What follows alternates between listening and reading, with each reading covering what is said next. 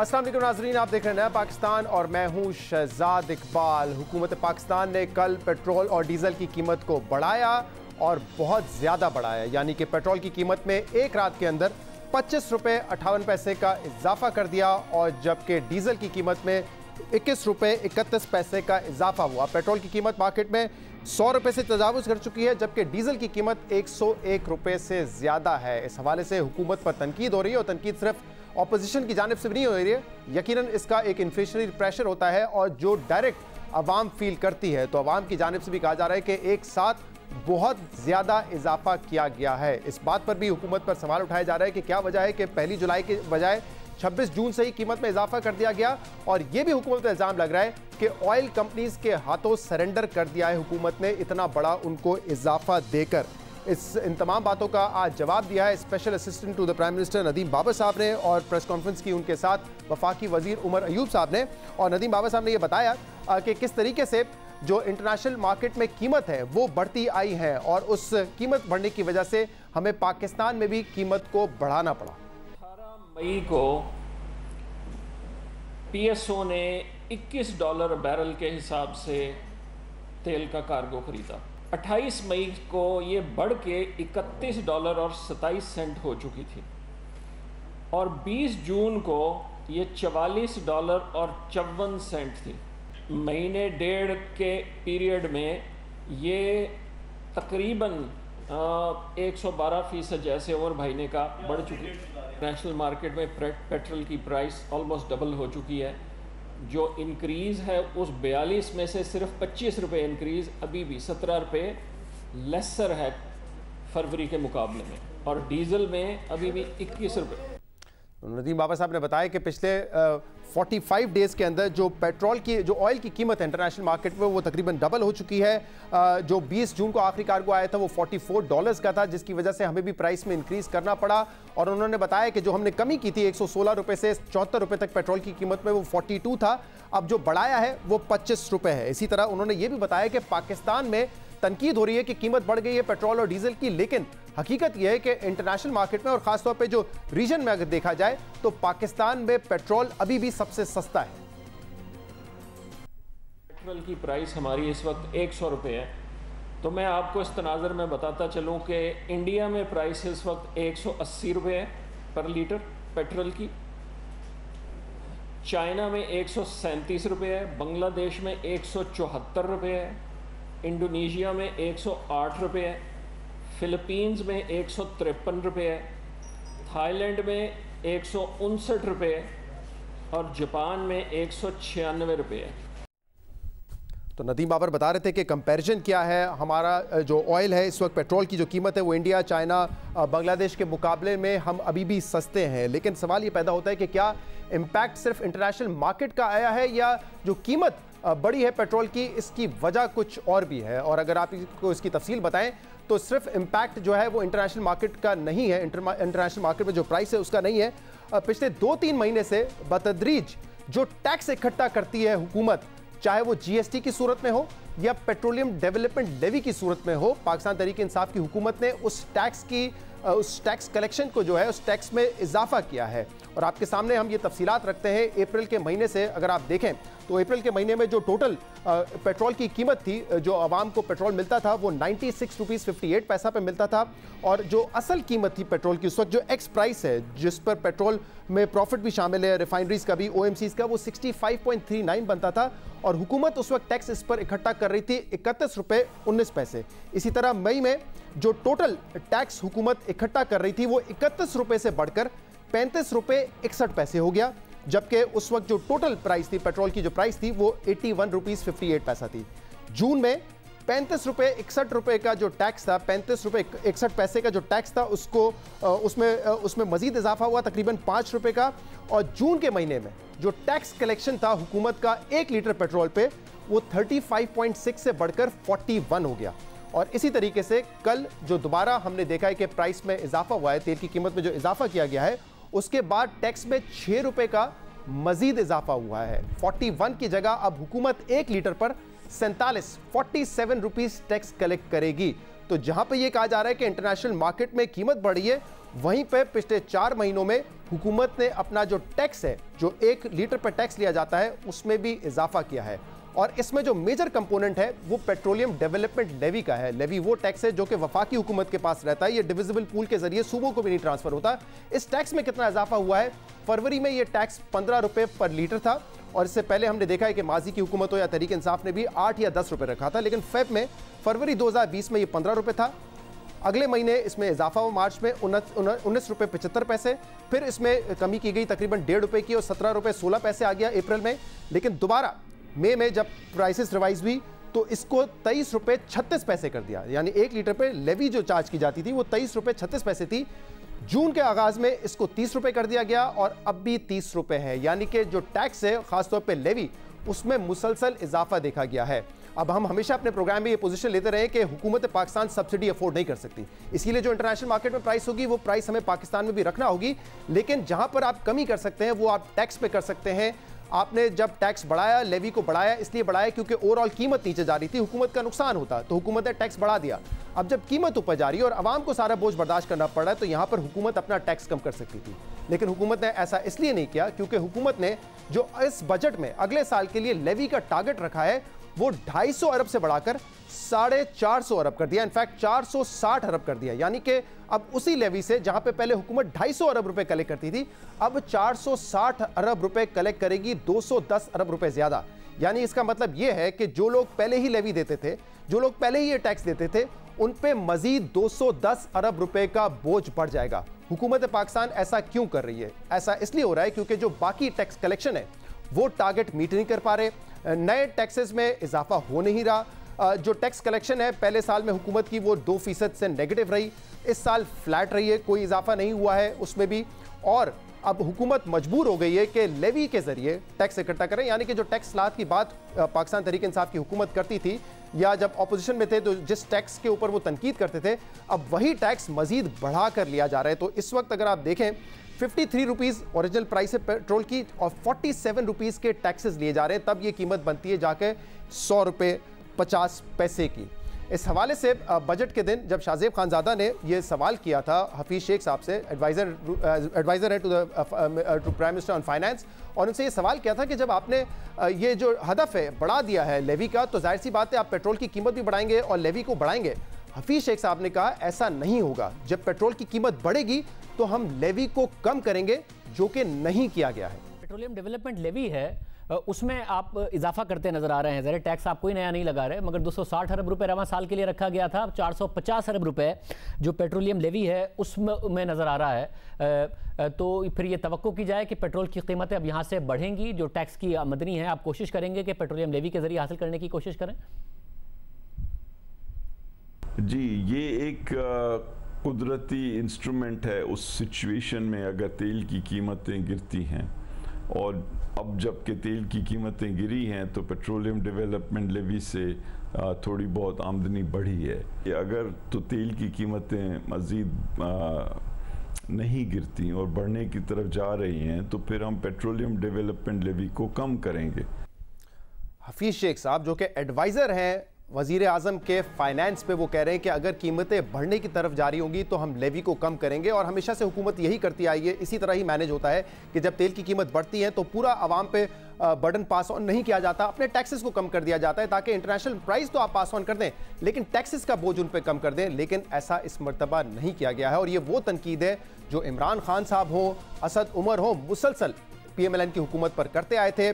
बहुत सारे ट्वीट्स हैं जिसमें असद उमर साहब ने यह कहा था कि पेट्रोल की असल कीमत 47 रुपीज़ है, 25 रुपये टैक्स लिया जा रहा है, यानी कि 52% के टैक्स हैं।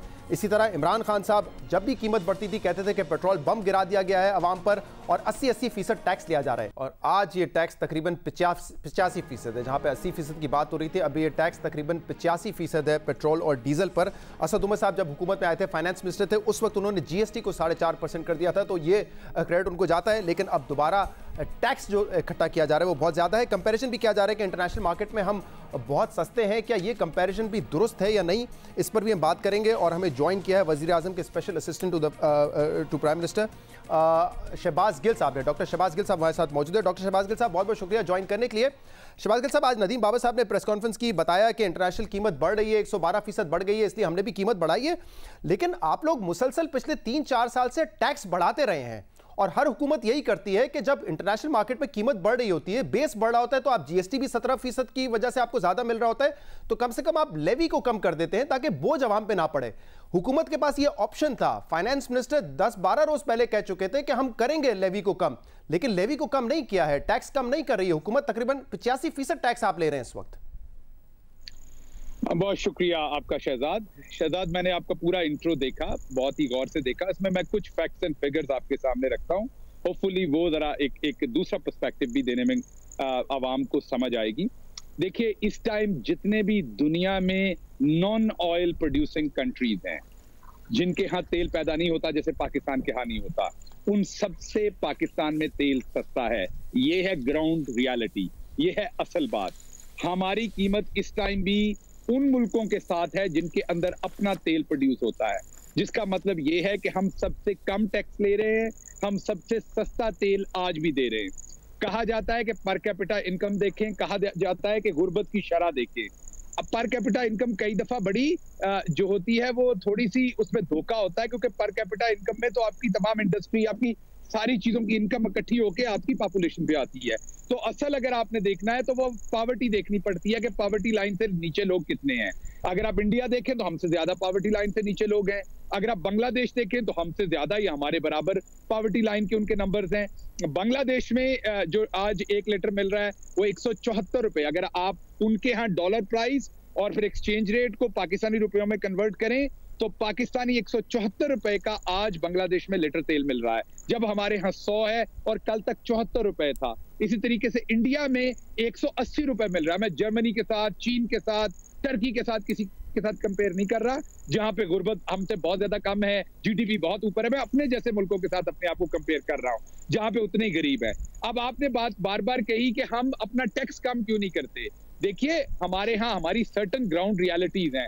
हमारे यहाँ लिबर्टी की जो एक दुकान है उसका जो टैक्स है वो साल का पूरे का शायद 50,000 भी नहीं होता, और वहां पे जो सेल है वो करोड़ों रुपए की होती है। हमारे कुछ फंडामेंटल इश्यूज हैं जो पिछले 70-72 साल से गवर्नमेंट फिक्स नहीं कर सकी और एफबीआर उस तरीके से रिवाइव नहीं हो सका, तो हमारे टैक्स के कुछ इश्यूज हैं। लेकिन कोविड की सिचुएशन को सामने रखते हुए, तमाम सिचुएशन को सामने रखते हुए, प्राइम मिनिस्टर ने 74 रुपए लीटर की जब प्राइस अप्रूव की थी तो ये बताया गया था प्राइम मिनिस्टर को कि कीमत इतनी कम मत करें। अगर आप 25 रुपए लीटर तक कम करेंगे एक ही दम में, जब आप वापस इसको ऊपर खींचेंगे तो अवाम आपके ऊपर क्रिटिसिज्म अवाम से भी आएगा और अपोजिशन से भी आएगा, और अपोजिशन इसको पॉलिटिसाइज करने की कोशिश करेगी। प्राइम मिनिस्टर का जवाब ये था कि मैं तनकीद से नहीं डरता, मैं पॉलिटिसाइज इस मामले को नहीं करना चाहता। अवाम को कोविड की वजह से प्रॉब्लम्स हैं, मैं जो पास ऑन हो सकता है बेनिफिट वो उनको पूरा बेनिफिट कीजिए। इसी साल जनवरी में फरवरी के एंड तक हम 116-17 रुपए में पेट्रोल ले रहे थे 1 लीटर, इस साल फरवरी के एंड तक, और जून के अंदर हम 74 रुपए पे तकरीबन 43 रुपए। शहबाज गिल साहब, आप बहुत सारी, क्योंकि आपने बातें कर दी हैं, जब फेब में ले रहे थे, मैं उस बात से स्टार्ट करता हूं, उस वक्त इंटरनेशनल मार्केट में $60 से ऊपर था पेट्रोल, आज $44 है। आज जो उन्होंने बताया कि जो रीसेंट कार्गो आया है वो $44 पर है। जबकि मैं एक और शॉट भी सुनवा सकता हूं हमाद अजहर साहब का, जिन्होंने कहा था कि जो तेल कि जो 2 महीने की एवरेज प्राइस होती है उस पर हम इंपोर्ट करते हैं। तो जब आपसे ये पूछा जाता है कि फौरी तौर पे पास ऑन क्यों नहीं हो रहा, तो ये बताया जाता है कि देखें कि आज आप स्पॉट का रेट ना देखें, आप 2 महीने की एवरेज प्राइस देखें। जबकि आज नदीम बाबर साहब ने $44 जो बताया है वो 20 जून की स्पॉट रेट के हवाले से उन्होंने बताया, एवरेज प्राइस के हवाले से नहीं बताया। एवरेज प्राइस जो है इंटरनेशनल मार्केट में 112% नहीं बढ़ी है। तो ये एक उन्होंने आज बयान दिया था अपना। लेकिन दूसरा जो आप कोविड की मुझे बात बता रहे हैं, जो टैक्स की बात बता रहे हैं, मैं तो आपको 12 जून का हफीज शेख साहब जो कि अथॉरिटी है ना आपके यहाँ तो फाइनेंस मिनिस्ट्री पर, वो कह रहे थे कि हम कम करेंगे लेवी को। ये कोई 2 साल पुराना शॉट नहीं है, तो 12 जून का है। मुझे समझ नहीं आ रहा, और आवाम भी कंफ्यूज होगी और हर कोई कंफ्यूज होगा कि आखिर इस हुकूमत की पॉलिसी क्या है। Adviser to the finance minister कह रहे हैं कि अगर पेट्रोल की कीमत बढ़ाना पड़ी तो हम कॉम्प्रोमाइज करेंगे, लेवी को कम करेंगे, लेकिन ये नहीं किया गया है। जी, एक तो मैं आपसे गुजारिश करूंगा कि कंक्लूसिव स्टेटमेंट ना दीजिए, क्योंकि आपका काम है सवाल पूछना, मेरा काम है जवाब देना, और कंक्लूसिव स्टेटमेंट देना काम है इस टाइम अपोजिशन का। तो एक नहीं, मेरा भी काम है, बिल्कुल मेरा काम है सवाल करना भी, स्टेटमेंट भी दे सकता हूं अगर statement is based on the fact. दीजिए स्टेटमेंट अगर बेस्ड ऑन द फैक्ट है मैं दे सकता हूं। नहीं वो जरूर दीजिए, लेकिन ये कहना कि हुकूमत कंफ्यूज है, ये कंक्लूसिव स्टेटमेंट ना दीजिए मुझे सुने बगैर। जब आप मुझे सुनेंगे तो आपको पता चलेगा कि कहीं कोई कंफ्यूजन नहीं है। एक तो हमने 110% प्राइस पास ऑन नहीं की। अगर आज उन्होंने स्पॉट प्राइस कहा 110% बढ़ी है, तो प्राइस जो इंक्रीज की है वो सिर्फ और सिर्फ 23% इंक्रीज की है। तो हमने जो एवरेज प्राइस इंक्रीज हुई है उसी के हिसाब से पास ऑन किया 110%। एक तो ये करेक्शन कर लीजिए अपनी कि हमने पास ऑन नहीं किया। दूसरी चीज जो मैंने आपकी खिदमत में अर्ज करनी थी वो ये खिदमत में अर्ज करनी थी कि हमने कहा कि लेवी को हम कम रखेंगे, पास ऑन नहीं करेंगे। तो अगर हमारे यहाँ पेट्रोलियम की प्राइस वाकई इतनी महंगी हुई कि हम ऑयल प्रोड्यूसिंग कंट्री से ज्यादा कीमत पे तेल बेचना शुरू हुए, जैसा कि 117, 20, 125 उधर से ऊपर गए, तो बिल्कुल लेवी को कम करेंगे। अभी भी पाकिस्तान रीजन में सबसे कम कीमत पर तेल जो है वो बेच रहा है। मैंने आपकी खिदमत में अर्ज कर दिया कि ठीक है, बांग्लादेश में 174 रुपए है, इंडिया में 180 रुपए है। अगर हमें नजर आया कि वाकई पेट्रोल की कीमत जो है वो पाकिस्तान में बहुत ऊपर जा रही है, तो डेफिनेटली हम लेवी की प्राइस कम करेंगे ताकि हमारी आवाम पे बोझ ना पड़े। खैर ये बात हफीज शेख साहब ने नहीं की थी कि हम उस वक्त करेंगे जब हम उस प्राइस को एक्सीड कर जाएंगे जो कि हमारे रीजन में प्राइस है। अगर आप हफीज शेख से पूछते तो आपको वो जवाब देते। उन्होंने कैटेगोरिकल स्टेटमेंट दिया था, उस पर सवाल बनता नहीं था। लेकिन आप अगला जुमला बात कीजिए ताकि मैं आपसे फिर इस रीजन के हवाले से बात कर सकूं। If you have completed.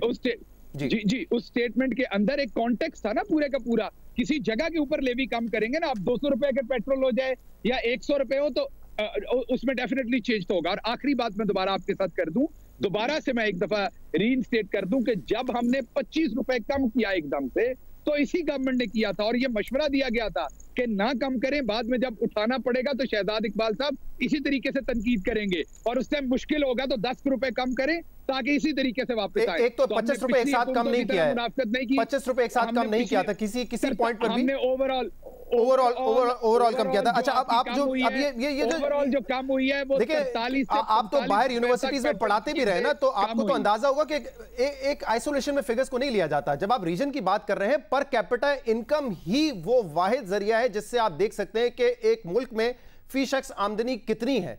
इससे ज्यादा इकोनॉमिक्स में कोई और ऑथेंटिक नंबर है नहीं। सर एक सेकंड सवाल सुन लीजिए। अब अगर मैं सवाल मुकम्मल कर लूं, मैं ठीक है, you have a right to do that, लेकिन मुझे सवाल मुकम्मल करने दें। क्योंकि ये ग्लोबल प्रैक्टिस है, मैं इसलिए बता रहा हूं, मैं अपनी तरफ से नहीं कह रहा हूं ये बात। हमारा पर कैपिटा इनकम है $1250 हमारा पर कैपिटा इनकम है। हमारी अफरात-ए-ज़र 8.2% है। चाइना का 10,875 पर कैपिटा इनकम, हमसे तकरीबन 9 गुना ज्यादा। इन्फ्लेशन बांग्लादेश का एक सेकंड बता रहा हूं। इन्फ्लेशन चाइना की 2.4%, इंडिया का हमसे डबल है per capita income, almost $2,340, inflation 5.8%। Bangladesh का हमारा 1250 है, बांग्लादेश का $2,070 है और इन्फ्लेशन 5.4%। इन ममालिक की इन्फ्लेशन भी कम है अफरात-ए-ज़र, इन ममालिक का जो पर कैपिटा इनकम है हमसे ज्यादा है।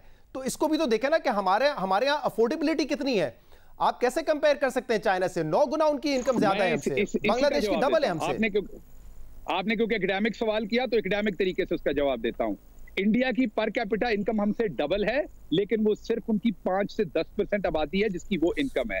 उनकी गुर्बत हमसे 4 गुना ज्यादा है। तो क्या गरीब आदमी तेल नहीं खरीदता वहां पे? बिल्कुल तेल खरीदता है ना, तो आदमी तेल नहीं डालता, उसकी तो इनकम नहीं है, वो तो हमसे भी गुर्बत की लकीर से नीचे है। आप इसको पर कैपिटा इनकम पे ही असेस कर सकते हैं।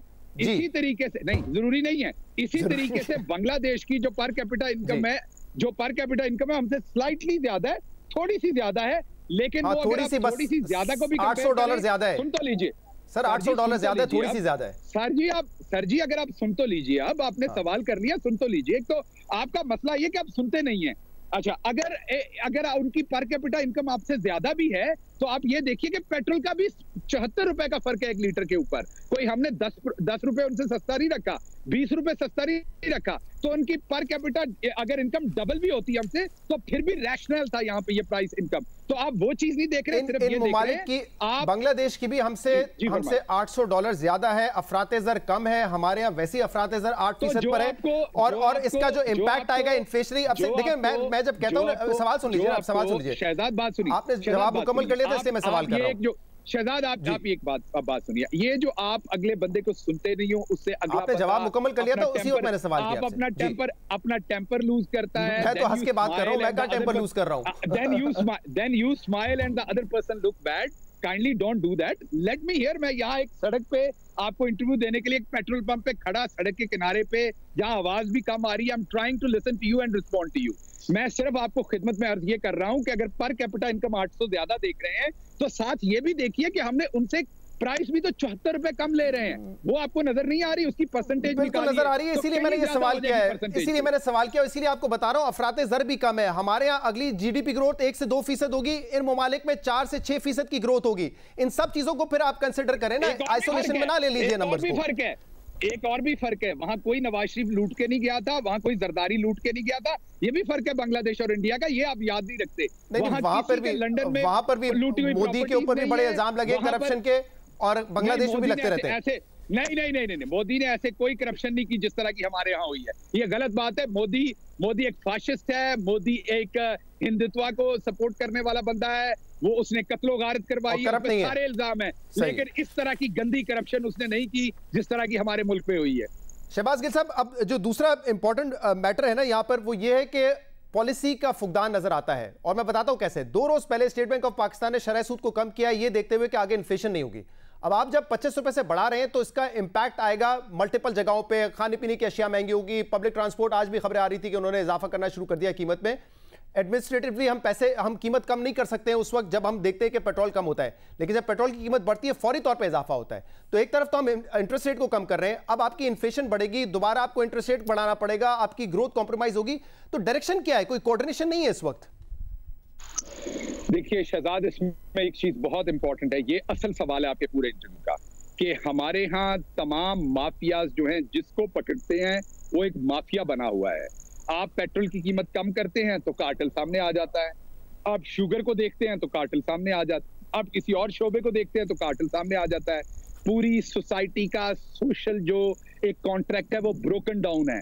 क्यों ब्रोकन डाउन है? कि यहाँ पर करप्ट लोग हुकूमत में रहे, उन्होंने फायदे दिया। अब एक ऐसा बंदा आया हुकूमत में, इमरान खान, जो हिसाब देता है और हिसाब लेता है, इसलिए इनिशियली प्रॉब्लम्स हो रहे हैं। वो जो कार्टेल्स हैं वो उसी तरीके से ऑपरेट करने की कोशिश कर रहे हैं। मैं आपको बताता हूं, आज तो इल्जाम आप पे ये लग रहा है कि कार्टेल को आपने सपोर्ट कर दिया है, क्योंकि एकदम से आपने कीमत बढ़ा दी है तो उनकी तो चांदनी हो गई। और ये मैं बताता हूं कैसे। ओएमसी तो कहते हैं कि हमारे पास इन्वेंट्री नहीं है, ये नदीम बाबर साहब ने भी बताया था कि जखीरा अंदोजी कर रहे हैं। तो जो जखीरा अंदोज होंगे, आप खुद बता दीजिए, उनको आज कितना बड़ा फायदा हुआ होगा इन्वेंट्री पर? शहजाद, मुझे सबसे ज्यादा प्रॉब्लम आपको इंटरव्यू देने में ये होती है कि आप बात नहीं करने देते। आप तो पॉइंट बात करें ताकि सवाल तो करूं ना दूसरा मैं आपसे। ये तो अब मैं काश आपका बच्चा होता तो आप मेरी ट्रेनिंग ऐसे कर लेते। तो फिर आप भी मुझे ट्रेन ना करें ना कि मैं स्टेटमेंट नहीं दे सकता, मैं क्या कर सकता हूं, ये आप भी ट्रेन ना करें मुझे। आप ट्रेन करेंगे कि आप स्टेटमेंट ना दें तो फिर मैं भी करूंगा ना आपको ट्रेन। मैंने आपको ये बताया कि आप कंक्लूसिव स्टेटमेंट ना दें, अपोजिशन ना बने। नहीं, ये मेरा राइट है बतौर एंकर। अगर मुझे कोई चीज लगेगी गलत है तो मैं गलत कहूंगा, जरूरी नहीं कि अपोजिशन हाईलाइट करेगी कि ये बात गलत है। अगर मुझे लगेगा कि किसी स्टेटमेंट में, किसी पॉलिसी में कंफ्यूजन है, I will give a conclusive statement. जब आप मुझसे सवाल करते हैं तो मुझे जवाब देने का हक दें। ठीक है, अब इतनी बात एक आखिरी सवाल करूं मैं आपसे, अगर मौका दें। यही वजह थी। नहीं, उसके बाद आपका टाइम खत्म हो जाएगा। आप एक आखिरी सवाल करेंगे, उसके बाद एक आखिरी सवाल करेंगे। एक आखिरी सवाल करने दें मुझे। आखिरी सवाल करेंगे, एक आखिरी सवाल कर लें, उसके बाद मुझे जवाब देने दें। एक लास्ट क्वेश्चन में इंटरप्ट नहीं करेंगे, एक लास्ट क्वेश्चन का जवाब दे दीजिए, लेकिन दरमियान में इंटरप्ट नहीं करेंगे। एक लास्ट क्वेश्चन का जवाब दे दीजिए, नॉट वेरी प्रोफेशनल। अब एक सवाल का जवाब दे दीजिए। लेट्स नॉट टॉक अबाउट कि कौन कितना प्रोफेशनल है, प्लीज इसको पर्सनल ना लीजिए, सवाल के जवाब दीजिए। इसको मैं ले रहा हूं कि आप हमेशा ये करते हो, इसलिए आप मुझे ये कहते हैं कि आपको टाइम चाहिए, मैं मजीद टाइम दे दूंगा। पर्सनल ना होइए, ये कह के मेरा प्रोफेशनल कंडक्ट कैसा है उस पे बात मैं भी कर सकता हूं। Let's not go there, let's not go there, that's what I am saying. इसीलिए मैं कह रहा हूं डॉक्टर शहबाज गिल साहब, आप क्योंकि सड़क पे खड़े हुए हैं, मैं तो आपसे हंसते हुए सवाल कर रहा हूं, इरिटेट आप हो रहे हैं। और अगर आप इरिटेट इसलिए हो रहे हैं, अगर आप इरिटेट इसलिए हो रहे हैं क्योंकि मैं सवाल आपसे इंटरप्ट कर रहा हूं, तो आप मुझे बोल दीजिए, मैं नहीं करूंगा, मैं आपको मौका दे दूंगा। But let's not get personal and talk about professional conduct. ठीक है, 4 कीजिए। अब सवाल मेरा आखिरी सवाल आपसे ये है कि जब नून लीग को आप तनकीद करते थे तो किस बुनियाद पे करते थे? क्योंकि उस वक्त भी टैक्सेस वो ज्यादा लेते थे, आप उस पर तनकीद करते थे, टैक्स आप भी ज्यादा ले रहे हैं। नून लीग भी यही कंपैरिजन करती थी कि हम खित्ते में हमारा जो फ्यूल है वो चीप है compare to China, India, Bangladesh, फिर भी आप तनकीद करते थे जब भी वो कीमत बढ़ाते थे। उस वक्त में और इस वक्त में फिर क्या फर्क है? उस वक्त में और इस वक्त में फर्क ये है कि नून लीग ने कभी उस तरीके से अवाम को बेनिफिट एक गो में पास ऑन नहीं किया जैसे प्राइम मिनिस्टर इमरान खान ने किया। बताया गया कि इसके पॉलिटिकल रेपरकशन होंगे, आपका नाम नहीं लिया गया था मीटिंग में, लेकिन उसका मतलब यही था कि आप जैसे दोस्त इसी पे तनकीद करेंगे और एक बहुत बड़ा तूफान खड़ा करेंगे जब आप वापस प्राइस उठाएंगे। लेकिन उसके बावजूद प्राइम मिनिस्टर इमरान खान ने यह डिसीजन लिया और उन्होंने कहा कि मैंने जो अवाम का हक है वो अवाम तक पास ऑन करना है। नून लीग अगर पेट्रोल पे टैक्स लेती थी तो वहां एहसास प्रोग्राम नहीं होता था। नून लीग के जमाने में कोई आपके सामने 1,60,00,000 लोगों तक ये पैसा नहीं पहुंचता था। आपके सामने ये तमाम फिगर्स हैं जो आपको दिए हैं कि हम उस पैसे को यूटिलाइज कहां कर रहे हैं। नून लीग के जमाने में एक ट्रिप के ऊपर 14 लाख डॉलर खर्च होते थे प्राइम मिनिस्टर के।